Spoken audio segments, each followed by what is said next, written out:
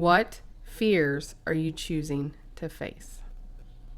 Hey friends, Teresa Gray here again, teaching you the second principle of building a legacy. And just a quick reminder, if you don't know who I am a certified leadership expert, certified Lean Six Sigma black belt, and a multiple business owner. First, we already learned in principle 1 of building a legacy that we have to know who we are and we have to behave in accordance with our belief of who we are. So in other words, how do we identify? All right, so a quick recap of principle 1, identity. Remember, how we identify with who we are called to be and how we behave is what sends the message to folks of whether they want to know, like, and trust us. So I left that principle with the question, do you identify with the person that you were in your past, the person that you are today in your present, or the person that you know you are called to be and transforming into your future? And our behavior has to line up with the person that we are called to be in our future. So now that we have that out of the way, the next vital principle in building a legacy is literally facing fear. Yup, facing fear. So I'm going to ask, has anybody here been scared of anything? Heights, darkness, spiders. I mean, those are just basic things. Do you know we're actually only born with 2 basic fears? 2, just 2, no more. Loud noises and falling. That's it. Every other fear we have has been learned through our environment or other people or exposure to different things that we're uncomfortable with. Quick flashback to my existence. When I was growing up, I had the unique opportunity to spend some of my time with my single parent, obviously, my primary caregiver, but I also got to spend a lot of time with some cousins that lived out in the country, about 40 minutes from, towns with red lights and things, if I'm being truly honest. And I got to learn a different way of life, a much simpler way of life. And I'll never forget my very first visit to my cousins. It was after school on a Friday. They actually came and picked me up. I was only 6 years old. Okay. They came and picked me up, and the plan was I was going to spend the weekend there. And I was probably there for a couple of hours. We did the thing like dinner, had some chats, whatever, kind of got to see the tour of the house. And then eventually I'm like, I got to go to the restroom. And so I asked my cousin Anna, I was like, hey, where's the restroom? I can't seem to find it in your house. I got to go.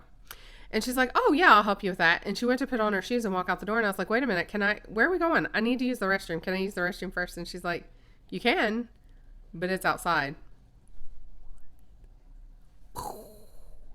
Mind blown. I was completely mind blown as a 6-year-old. I'm like, what? We use the restroom outside here? I don't understand. Fast forward, whatever. I get on board with the program. I put my shoes on. I go with my cousin outside. We walk around the house, a little brown building. I could literally smell it before I opened the door. And she's like, go ahead, go on. Now this is about 8 p.m. and it was dusk, so getting dark. I open the door. It smells. I can't really see everything. I start stepping in, slowly looking around. I see 2 holes. One that I'm going to use and one that I'm, extra, I guess, for friends. I don't know. I don't understand the second home. Never to this day do I understand the second home. I'm not even going to pretend like I understand the second home. Woo, digress. My point. As soon as I go to use this restroom outside, there is a spider as big as my head hanging out right above the hole that I'm going to use. I'm like, nope. I jump back. I'm like, yep, I'm going to wait. I don't really need to go. Okay. We go back in the house. About 20 minutes later, I am about to explode. And I'm like, I've got to go. Can you please take me back to the restroom? We put on our shoes. We go back outside. And I open the door. This spider has not moved, y'all. It has not moved 1 centimeter from where I found it the first time. And I'm like, So I literally find myself facing my fear of spiders, my fear of dark places, my fear of the unknown, just to do a biological thing like relieve myself. And I'm like, at 6 years old, I'm like, I've got to make this happen. I don't know what's going to happen. Like, I'm literally going to go on myself. So what do? Well, I use the restroom, of course. So I ran in real quick, used the restroom. I come back out. It is so incredibly fast. I am still pulling up my pants as I come out the door. Like, I don't even think my butt hit the toilet hole. If I'm being really honest, I'm about 100% sure I didn't even touch. Like, I was just like, I got to go. And so all weekend, I was faced with a potential spider in this outdoor restroom and my fear of spiders and possibly the fear of darkness because, again, restroom hours don't just end at daylight when the sun goes down. And so all weekend I was forced with that. But you know what?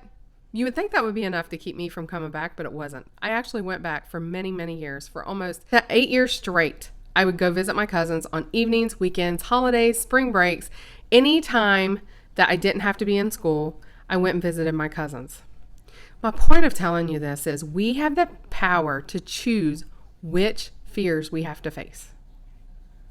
We can either face staying the same, not chasing our dreams, not evolving into the bigger, better person that we're called to be, or we can choose to face the fear of the change and go through the hard stuff. So, friends, what are you going to choose today? And everybody has a spider in their life. Everybody has a fear in their life. All we have to do is choose which fear we're going to face.